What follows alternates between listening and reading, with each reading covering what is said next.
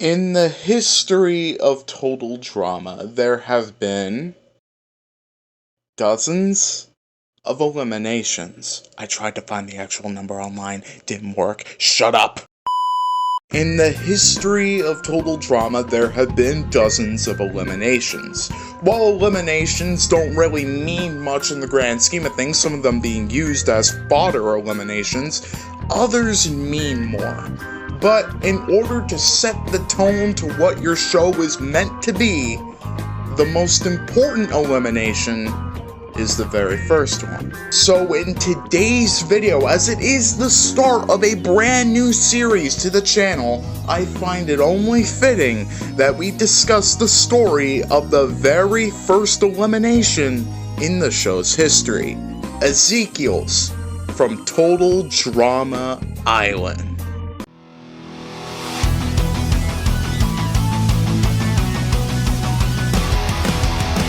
Mom and Dad, I'm doing fine.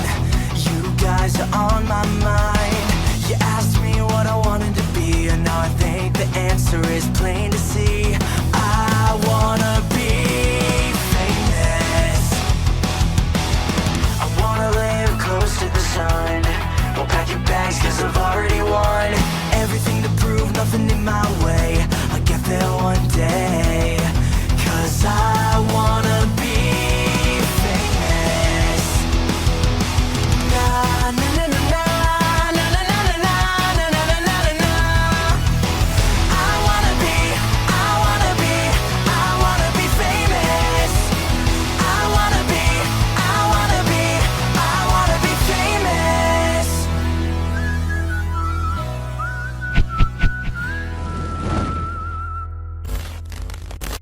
Before we talk about what this new series actually entails, I feel it would be remiss if I didn't talk about the main inspiration behind this brand new series. I essentially bit off of this YouTuber. Once Upon an Island has been a channel that I've been following for quite some time now. He essentially tells the stories of different Survivor competitors throughout its illustrious run. It's very good stuff. He also does Big Brother content and the Amazing Race content from time to time, so if you're interested in that, consider checking him out, and if you like what you see, consider subscribing. He has great content. So, what is the story of? The story of sees me take a specific character, as well as taking a specific season that they competed in, and talking about everything that they did in the season.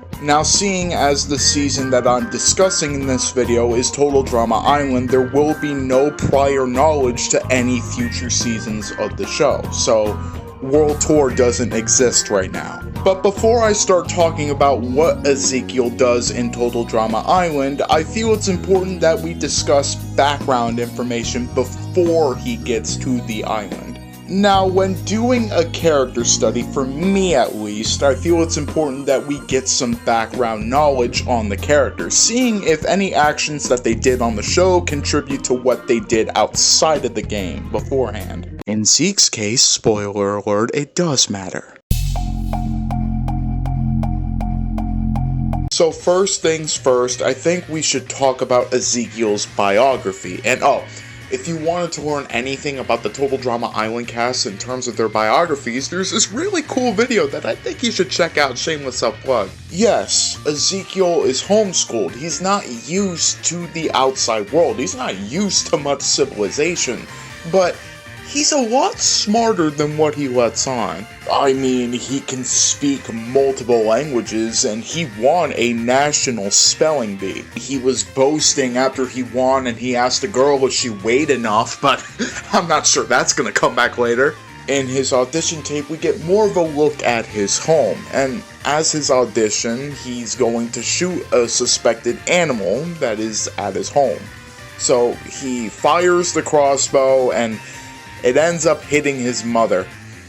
What a powerful way to end the scene. So before heading into the actual show, we know some things about Ezekiel already. He's homeschooled. He has a vitamin D deficiency that's revealed in his biography. He can speak multiple languages, and he's won a national spelling bee. And oh yeah, he's a terrible shot. So what more are we going to find out about Ezekiel? Let's find out.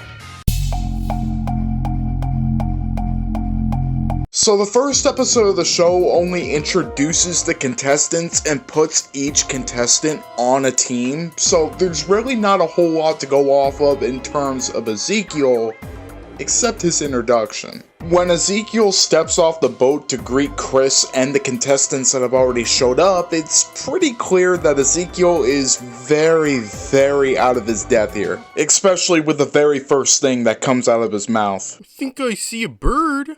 As stated before, Ezekiel isn't really used to that much civilization. Zeke's been homeschooled his entire life. As Chris states, he was raised by freaky prairie people. It's actually very interesting that Chris kind of feels bad for Zeke considering their history later on in the series, but as I said, that doesn't exist. And Chris actually gives him some sage advice about how to progress in the competition. Okay, look dude, I know you don't get out much. Been homeschooled your whole life, raised by freaky prairie people. Just don't say much and try not to get kicked off too early, okay? This is advice that, if you've seen the show before, Ezekiel ultimately does not follow. In terms of Ezekiel, there's nothing else really notable here other than the fact that Ezekiel gets put on the killer bass. But let's go to the second episode of the show. I'm pretty sure we all know what happens in this episode, but we're still gonna talk about it anyway. At the end of episode 1, it was revealed to the contestants what the very first challenge is: jumping off a high cliff into shark-infested waters, and if you're so very lucky, you will land in the white circle known as the safe zone. This first part of the episode is very Screaming Gophers focused. I mean, the killer bass get a few moments to shine here and there during this challenge, but it's mostly Screaming Gophers that get all the focus. If we're talking about what Ezekiel in particular does during this challenge, he jumps off the cliff. The most notable thing here being that the team actually cheers for Zeke, and if you know what happens in this episode, this is the only time that the contestants in particular cheer for Ezekiel. So bask in this moment, Zeke. Bask in it.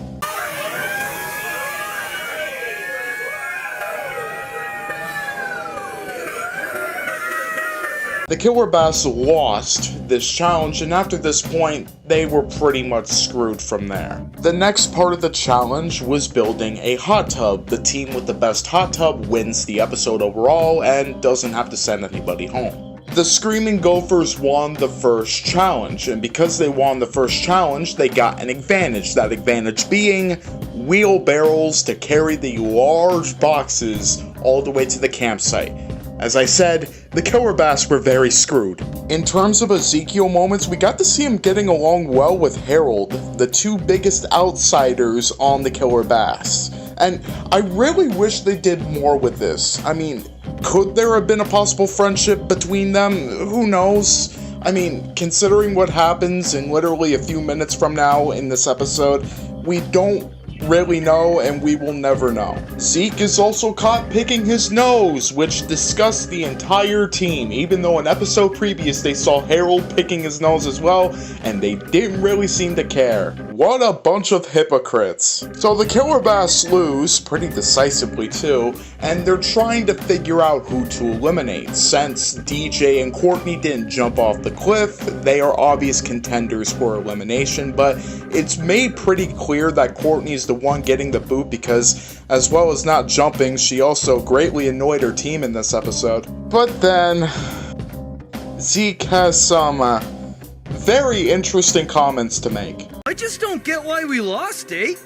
They're the ones that have 6 girls. What's that supposed to mean? Yeah, homeschool. Enlighten us. Well, guys are much stronger and better at sports than girls are. Oh, snap! He did not just say that!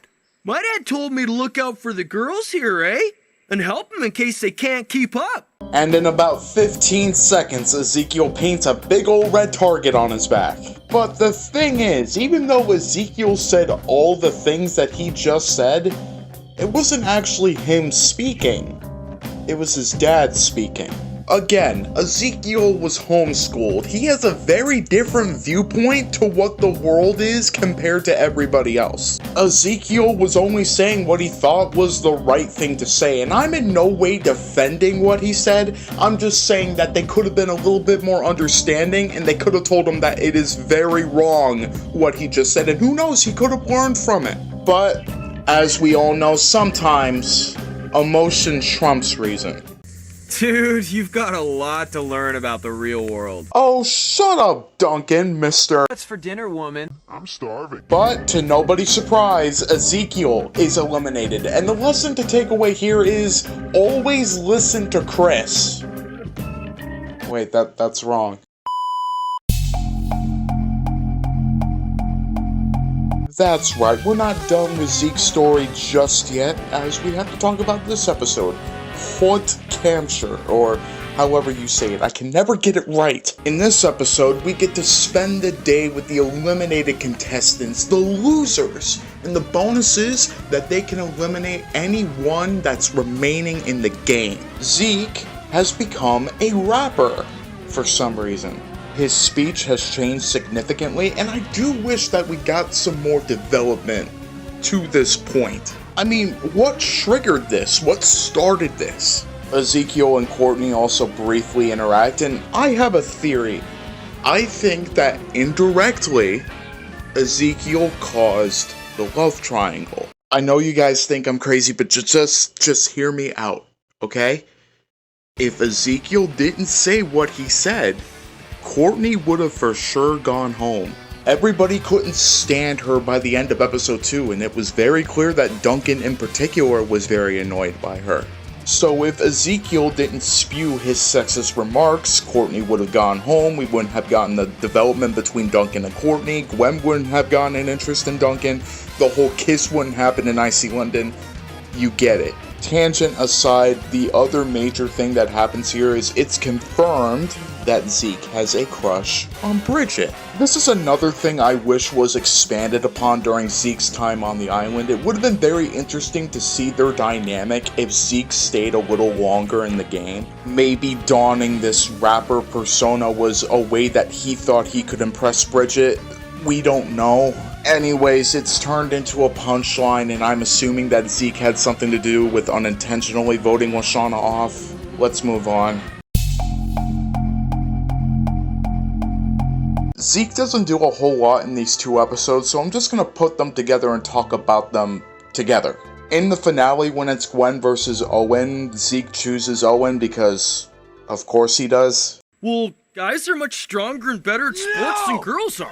And in the special, he teams up with Lindsay and Beth, saying that he changed his sexist ways and he wants to work with them, but for Lindsay and Beth, it's more so a way to stick it to Heather, not to really team up with Ezekiel because they want to. As we all know, this was all a ploy to get to the next season, which Ezekiel does not compete in, so let's move on. Because of doctor's orders, Ezekiel was forced to step out of his comfort zone and do something that he's never done before. He was very much a fish out of water. Because of the teachings that his dad instilled in him, his views on the world were very different compared to everybody else's, and ultimately, that was his downfall. But Dramaholics, that'll do it for today's video. This is the start of a brand new series, and expect way more of these way down the road, as well as some different content that I'm going to be producing alongside the Total Drama content. Special thanks to my thumbnail artist for this video and my very good friend Lotus, who, if I didn't have making my thumbnails, I probably wouldn't be making videos. So,